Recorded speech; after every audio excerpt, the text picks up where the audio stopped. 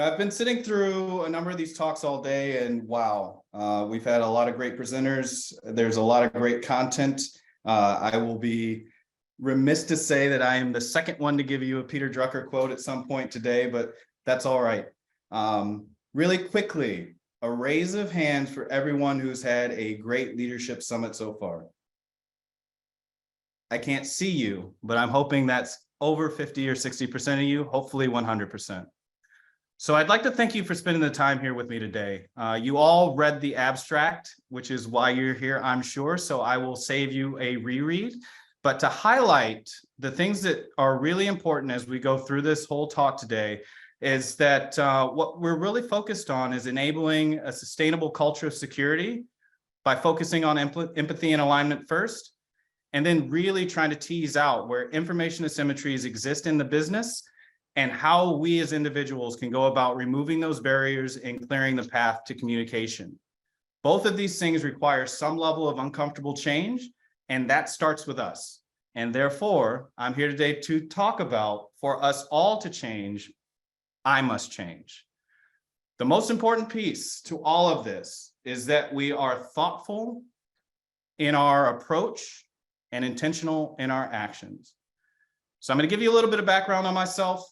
I'm going to talk about how I developed some shared experience with my executive team over my first 90 days. I'm also going to kind of dive into how I evolved with the company over the next 180 days to 18 months, how I personally evolved as a leader, and then leave you with what I want you to do. So let's talk about me for a second. I got my first computer in 1986. It was an Apple IIe. I think the funny thing about that is that my father, who now needs some help to work with his iPhone, had the foresight to put me in front of this device he knew nothing about at a very young age. Fast forward to about 91, 92, I had a really forward-facing neighbor. He said, "Hey, Bernard, I got this really cool computer game. You want to play it with me?" I said, "Sure. But my mom's not letting me come over to your house because I was only 6 or 7 years old, and I'm here. How do we do it?" And he first introduced me to this thing called networking. The game was Mech Warrior. I fired up my 14 4K baud modem and went through all the stages of connecting, changing small configurations to make sure it would work, and then playing my first computer game in the early 90s.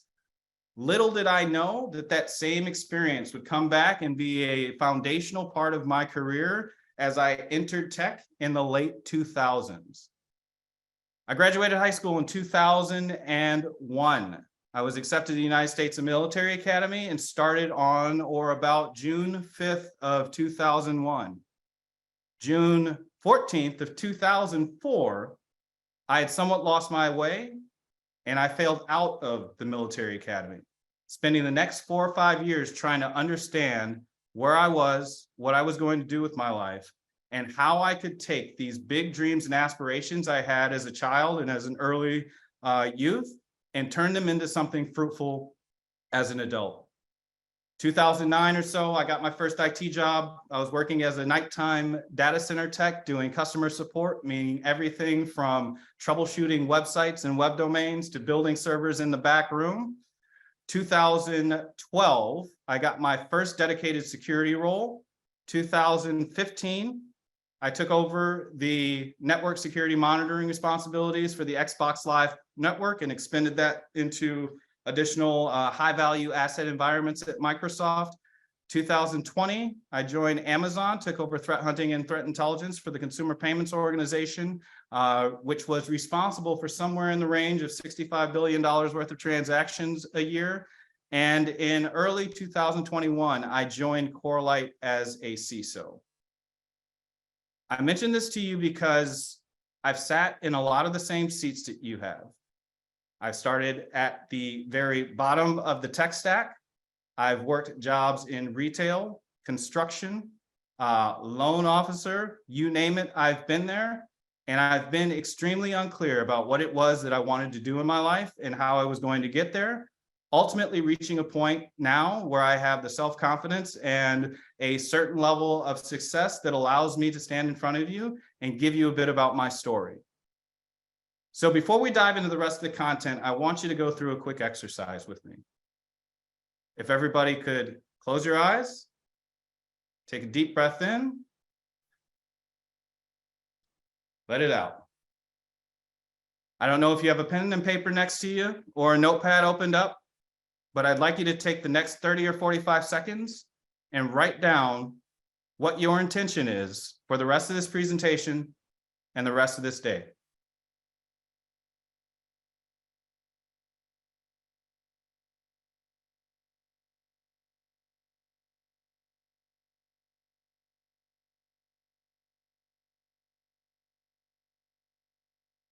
All right, my turn.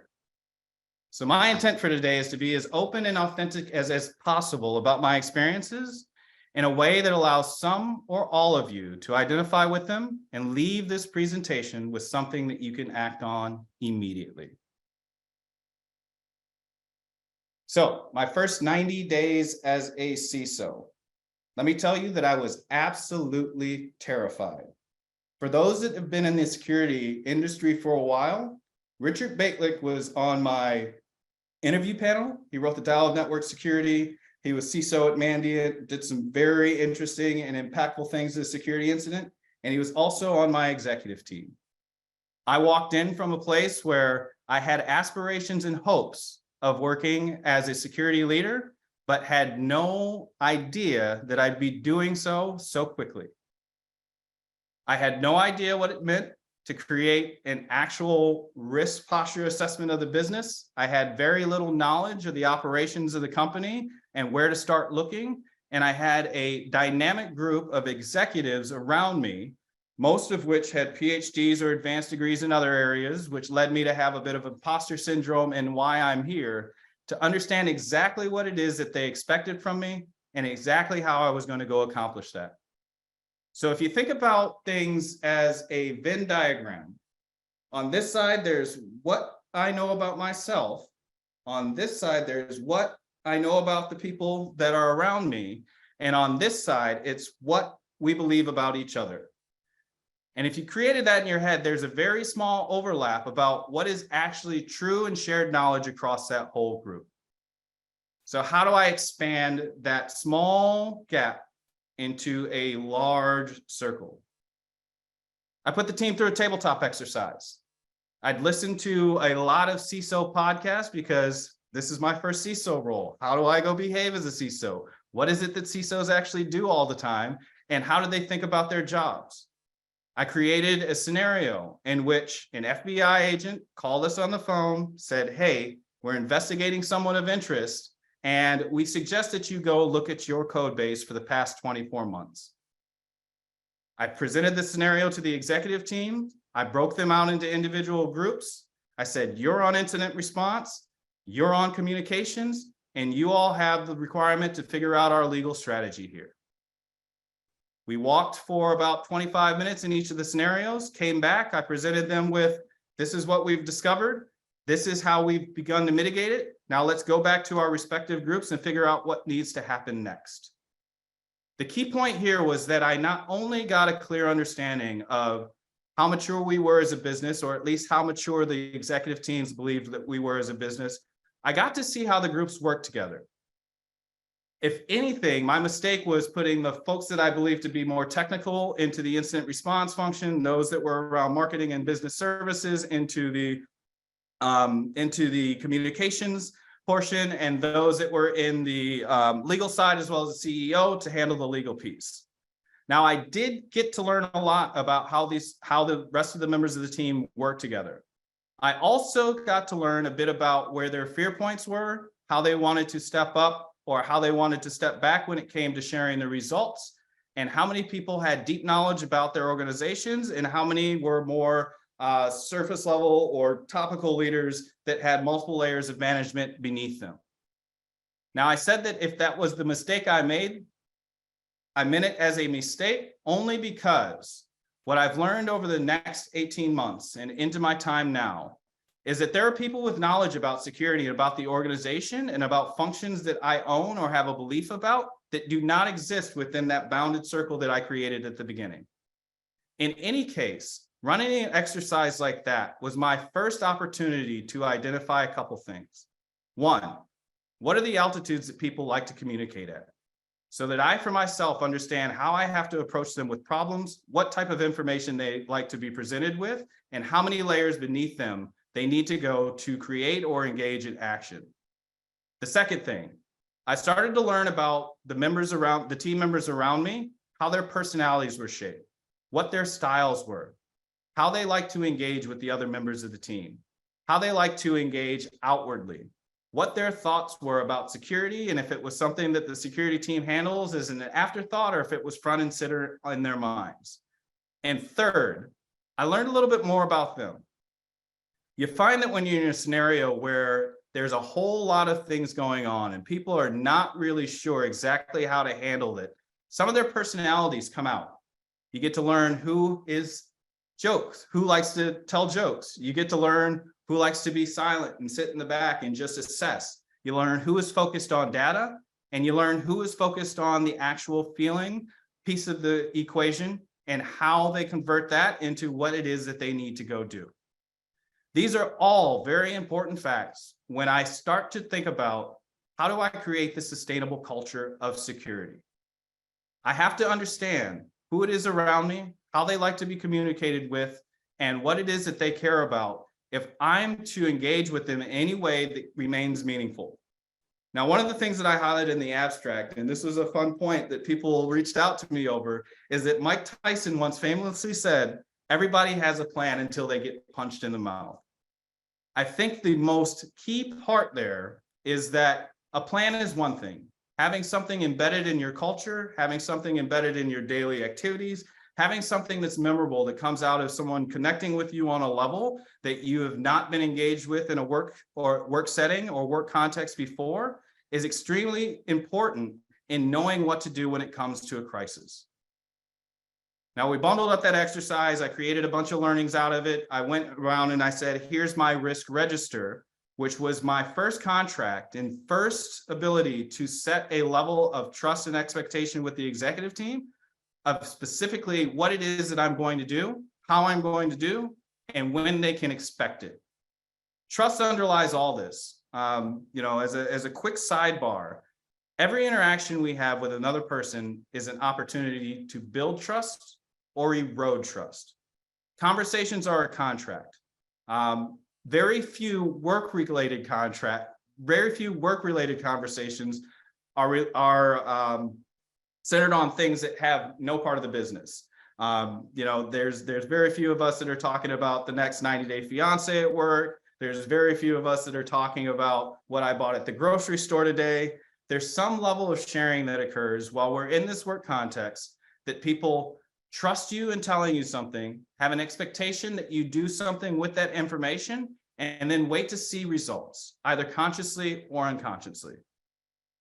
This is, again, extremely important as we think forward to how are these people around me going to behave as we enter a crisis? And have I been successful in creating either alignment or consistency in my approach with this person to where they believe in me, they believe in what it is that we need to do together, and that they have the tools available to them to respond effectively to the crisis scenario as a team.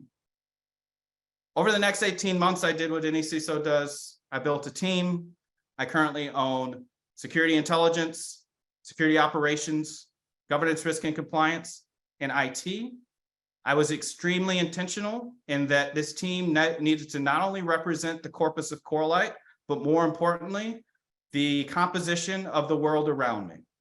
As you can guess from my vast experiences prior to me getting into IT and to getting into a leadership role, I was in a diverse group of people over a diverse set of experiences and understood natively exactly what that level of thinking and the differences in both approaches and people meant for the team. Humbly, I get to say that today my team is comprised of 60% women and 50% minority, which is a testament to what having an intention when you're building a team can represent when all of that comes together.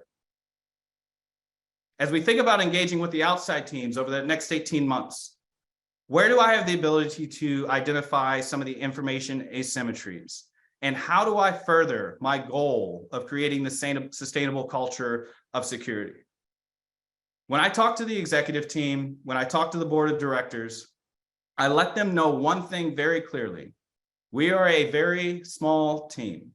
I do not have the staffing nor the expertise to build an internal red team to go find everything that's going on within the organization, which means two things. I can rely on my compliance certifications and milestones as a discovery mechanism, and I have to rely on the people around me to let me know what's going on. The first piece is 100% within my control, given that we own governance, risk, and compliance. That I can say that here, this is a NIST framework. We have GDPR coming up. These are the 15 items that I want us to go discover risk around and figure out a mitigation strategy for. The second is only possible through partnership with our outside teams, which means that I have to inform the teams of exactly what these things mean. I have to find pathways into those teams to ensure that information is flowing freely between my organization and theirs. And I have to create essentially a contract with them or mechanism that exists to ensure that that information is not only being ingested and understood, but being applied and resulting in that positive change. We run a security council internally in which we bring together the leaders and some of the top leaders, as well as some of the middle managers and employees in each of those organizations to talk about security on a regular cadence, to figure out what is the pulse of your organization. We just did an incident response with you. You have these things that are listed as your milestones to hit. Are there any blockers? Is there areas where we can better contribute or consult with you on? And how best can I support you going forward to ensure that we're not interrupting the delivery of your daily jobs or the outputs of your organizations? I say that with the level of trust that the security team is expected to build with the organization means that when necessary, there is no issue with you actually blocking the progress of the outputs of that organization. In my first 18 months, I had to execute a stop ship based on the discovery of a late stage bug that affected the security posture of our customers that lived in our product. There was no back and forth between an engineering team or the product team or the marketing team and myself on how could you do this? I have this deadline to hit. It was all, let's lean in, let's figure out how to get this solved, and let's do it together. Now, we've been lucky in that we've not yet experienced one of the major crises in cyber, such as a ransomware event or otherwise. But if you think about an actual crisis from the business sense, our inability to collect revenue based on a product that is supposed to ship within the next 90 days, that is one of those areas where this is us getting punched in the mouth, and let's figure out how best we can respond. And are we structured in a way that allows us to take the learnings from this effort and convert it into action and sustain momentum towards positive security value in that organization going forward? I dove in with my peers. Now, we use one-on-ones in different ways. Some of us use one-on-ones for check-ins. Some of us use one-on-ones to just chat.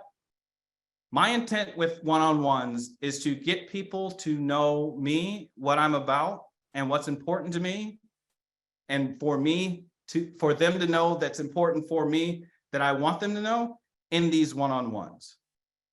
I've learned about my head of marketing. I've learned about my head of finance. I've learned about my head of sales. I mention these specifically because when we talk about comfort zones, where I won't make the assumption that you are, but I, as a security practitioner, have absolutely no business in sales, marketing, or human resources. And if you ask me, where is it that I prefer to spend my time? It is definitely not sales, marketing, or human resources. If you could take a guess of where I spend the most time in my one-on-ones, or where I try and most actively engage my peers when we have downtimes during our exec offsites, or when we follow up after company presentations, those are the three areas. Why? Because I know, based on my personal experience and how I perceive that organization to be, both from a kind of theoretical, this is what marketing does, and this is what this is what sales does, and this is what human resources does, but also from what I've been able to learn during my one-on-ones and outside engagements with these peers, that they are the least, those organizations hold the most risk in being able to respond to a cyber crisis should my engagement not be there. So I spend as much, if not more time, fostering relationships within those organizations to ensure that as we move into a position where we may realize risk, that we have the best ability to respond to these crises. It's kind of funny that, you know, I've now become the lean-to for my head of human resources or head of people to ask, hey, I have no idea what this means. Bernard, can you help me? We Slack in private Slack channels during some of the other meetings that we have. I've become her trusted advisor in understanding parts of the business that are not only technical, where she would likely probably go somewhere else. And it's pretty amazing to have built that level of trust. I know I've only got about 5 or 8 minutes left because I want to leave time for questions, but let's talk about me evolving as a leader before I give you what I want you all to do after you leave here with me. In the last presentation, he talked about leading highly effective teams. For me, this settles around goal setting. And goal setting, not that goal setting itself is uncomfortable, but as a technical leader, in my evolution as a CISO, I've had to step further and further away from the technical execution of projects and the technical execution of our operations, which is a hard thing. You know, it's not that I don't trust my people. It is that I think I've got a lot to add here, but realistically, I could be the one that's causing blockage, and I just need to step back and shut up unless I'm asked. So when we go into goal setting, I intentionally focus on 2 things. 1, ensuring that the goals that I cascade down to my team, that the objective of those goals have all of the peers around me, and that means the other functions within the company, as inputs to what it is that we need to do. Not the how, but just what it is that we need to accomplish and why. And then secondly, I have to just set the frame and let my people build their own goals, which has probably been the biggest learning for me since I entered this role. Secondly, communicating at the right altitude. Again, as technical experts, as technical leaders, we spend a lot of time with people who know exactly what it is that we know, who like to dive into the details, who like to focus on the data. Once you elevate to a role in which most of your peers have either no security or no technical background, you've got to step it up a little bit. And that is only possible by understanding what's important to them, why they care about it, and how they like to be communicated with. To step into an executive meeting or a board meeting and start talking about the tools that we're deploying, the findings that we've made, you lose folks. And that kind of erodes the trust of, hey, this is the partner I want when going through the crisis. If you're able to talk about, here's how this might impact your deliverables. Here's how I think about this risk in context to this quarter's ARR number. Here's the potential legal implications of security risk downstream in which my team needs to partner with your team in doing. Being able to really focus on what that altitude means and how to exist at multiple altitudes, be it the board level, be it the executive level, be it the middle management layer, or be it with your individual employees at the operator level, that is crucial. And building, again, the pathways and level of trust required to ensure that we come out of crises stronger together. So what do I want you to do? Just as I have today in trying to be open and authentic about my experience, I want you all, each of you, to give someone else access to what it is that you know, as if you would someday be in a crisis with them, and they or you need the other person's help. And with that, I'll close. I think I've got about 5 minutes left or 7 minutes left for questions. Let's open it up. Bernard, dude, you brought it on, man. Thank you. Thank you for that. We don't have a lot of questions, so guys, please continue, guys and gals. As we know, there's 60% of his company. That means there's a lot more on here, I'm sure, as well. Please submit your questions. But to that point, one of the questions that someone asked is, can you expand on your hiring practices and how you ended up with that balance of women to men on your team? So the first stage was my personal network. So as I stepped into the CISO role, I had an employee count of 1. I said, you know what? I have people that are fantastic operators. I've got some fantastic managers, but I'm going to down select to those that are either women or minority to start to look for people that fit that role. So I reached into my personal network intentionally and said, hey, I'm looking to fill this role. Who do you know?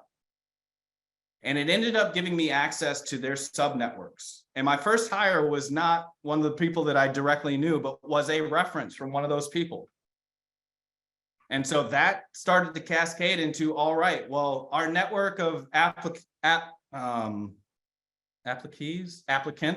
our network of applicants, while I do have a ton that could come out of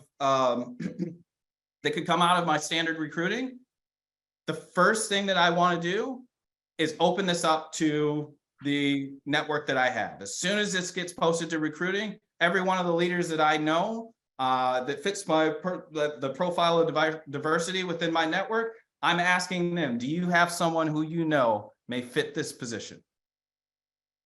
And then the team handles it from there, right? I personally, once I got to my leaders in my primary 3 functions, I didn't own IT at that time.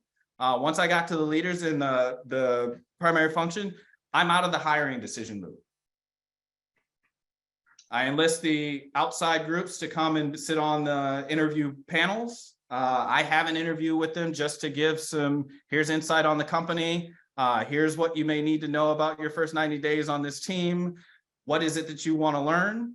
How do you see yourself growing? And why Corelight? I ship up those notes, but don't directly put a disposition on hire or no hire. And then I let the team make a decision. Yeah, I love that. Number one, you're not going to be the one working directly with those people. And part of hiring isn't just do they have the technical skills, but do I want to work with this person, right? So your team has to definitely weigh in on that. I love that you bring a pool of people together and then let your team figure out the pool, but you make sure that pool is diverse so that everyone has a chance at the very least. I love that. Another question that you have here is, how do you deal with resistance to change? So this is interesting. I feel that change, if orchestrated in the right way, does not necessarily feel like change. So it's small steps to a larger objectives.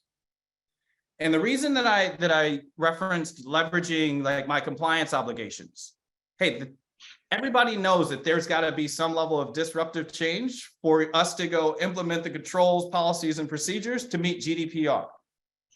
All right, what else do I need to slot into it? While this team is already in an uncomfortable state of change based on our obligations to meet this requirement so our company can go make money, how much additional cultural change can I roll into that? How do I create those pathways that ensure that the engagement to say, the engagement pieces to validate incident response within that organization, or to tease out the operational metrics as they relate to data handling and data deletion? How can I roll that into creating a consistent mechanism, which today is a meeting structure, where we're regularly sharing and talking about what these things mean? GDPR requires that we do this. We're going to help change the culture by creating a path into this team to continue to talk about the things that they had to do during GDPR. So 1, they don't feel like it was a one-off wasted effort. 2, they're now much more aware and engaged in the process of reviewing security relevant data and extend that down through their teams. I love that. I'll also add that change is usually acceptable when it's in small amounts, right? Too much change, no one can handle. The San Francisco Golden Gate Bridge, whenever they repair it, they have what they call a 2-rivet rule, meaning never move more than 2 rivets at a time or the whole thing can potentially collapse. there are way more than two rivets, of course, right? But they just do two at a time, and that is how they make sure that they manage the change of something like maintenance. I'm gonna ask you a question that's a little bit more asking for some vulnerability. This whole talk was vulnerability as a master class, so I'm hoping that this isn't going to be too deep for you. But you alluded to what a pretty much amounts to imposter syndrome when you talked about being terrified when you first joined. I personally experience imposter syndrome all the time. People are surprised by it, but I think other leaders do as well. But I'm curious your experience. Do you ever find yourself experiencing imposter syndrome now that you've done this and you're experienced and you have all this, all these experiences? Do you still experience imposter syndrome? Almost every day. My So man. prior to me showing up to this presentation, I'm pacing back and forth, wondering, are people going to find value in this? Have I had enough experience to be on this stage today talking in front of you? Like, those are things that I believe are somewhat natural, based on I just picked up Harvard Business Review's latest special edition where they kind of dive deep into imposter syndrome. So there is actually a cohort of people that never experience it. Like, that's a scientific thing, but there's others that this is like natural and transient and natural and systemic. But it occurs almost regularly for me. B, and let me jump back to the piece of my presentation. I just had it before you. The piece where I talked about a Venn diagram. There is what I know about myself, or what I believe about myself, what other people know about themselves, what they believe about themselves, and then what we believe about each other. There is still only a very small overlap between what it is I believe about myself and what others believe about me, not even talking about the other person in general. And if you're able to reframe that and think through, like, this is what I believe about myself, and I know I've done this, and these are my proof points in the past, and I focused on building trust with people, so I have real examples of me showing success and me developing and executing on plans and me being strategically viable in these different areas. That's how I bring myself back to center, to recognize that where these things overlap, that's what I should be basing how I present myself and how I show up. And the rest, I'll solve and work on moving into that space and developing proof points on this. So I didn't talk about running small experiments because that's a future piece of my career. What is it that I want to be when I grow up? I can either make a huge change, or I can make small changes by running small experiments and seeing how they work out. It's like, oh, no, that didn't work out, but I did it at a smaller scale. I don't have to leap into it and then feel this whole thing all over again. That was a part of why I didn't present with slides today. It was extremely uncomfortable for me to do so. And I think about going up and doing like a keynote talk, or being in front of someone that I haven't been before and I don't have my laptop, or having to engage in a conversation about myself and leadership styles at a random dinner. Can I be authentic and have enough to just focus on myself without help to present that? And so I apologize to you for being a part of my experiment, but I also thank you for allowing me to be here in front of you and run that experiment. Bravo, sir, bravo. I have one last question. A lot of people liked it when it came in, so I want to make sure we get it out there. This kind of goes back to, for them to change, you got to change. If you're dealing with someone in top management who has no interest in cybersecurity and they really just don't want to hear about it, how do you change yourself and your approach so that you can bring your goals and requirements closer to them? Yep, so that is the one-on-ones piece. Figure out what it is that they do care about. Figure out how it is that they do like information presented to them. Figure out how they present information to the board, to the rest of the team members, to their employees. And then strategize about, how do I shape my message closer to what their message looks like and hit on the same value points that they hold near and dear. And once you're able to start tackling and having discussions about those same value points, it becomes less about, hey, I need to get these controls implemented, and I need to have you help me with these goals. It becomes about, how do I give you more value, or how do I ensure that you realize your value? And here's some things that you may not have thought about, and keep the technical and security jargon out of it. But do you understand that you have risk in these areas? And let's talk about how I can help mitigate that. I love it, man. I love it. We can talk about this for much longer than we have, but I appreciate you sharing your time with us. This was a value add to everybody. Experiment successful. Think of a new one, dude, because you got this one already locked in, hypothesis confirmed.